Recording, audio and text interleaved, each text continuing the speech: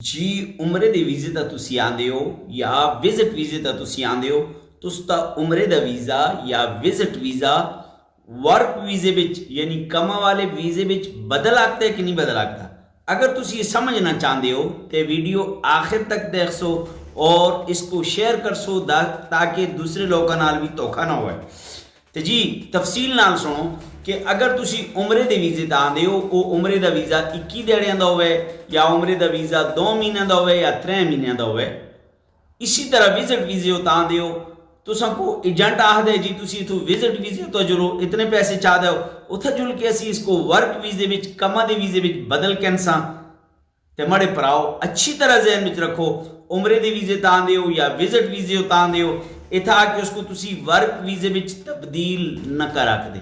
इत्थे आके तुसी कमा दे वीज़े विच तब्दील नहीं हो आखदा। अगर तुसी इत्थे आके उमरे दे वीज़े ता या विजिट वीज़े ता कम करदे हो कानूनन मुजरिम हो इखलाकन मुजरिम हो।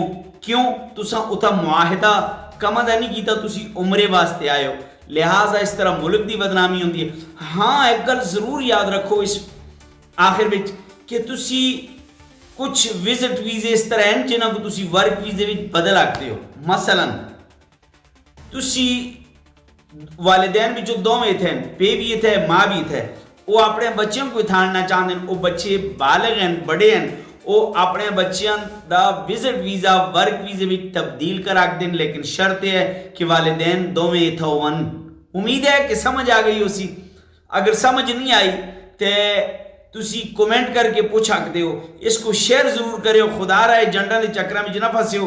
एजेंट तुसां को बड़े बड़े सब्ज बाग दसन एजेंट तुसां को बहुत बड़े बड़े महल्लात दसन लेकिन असा तुसां को हकीकत दसी है। हकीकत सुन सो हकीकत अमल कर सो फायदे विच रह सो। अस्सलाम वालेकुम।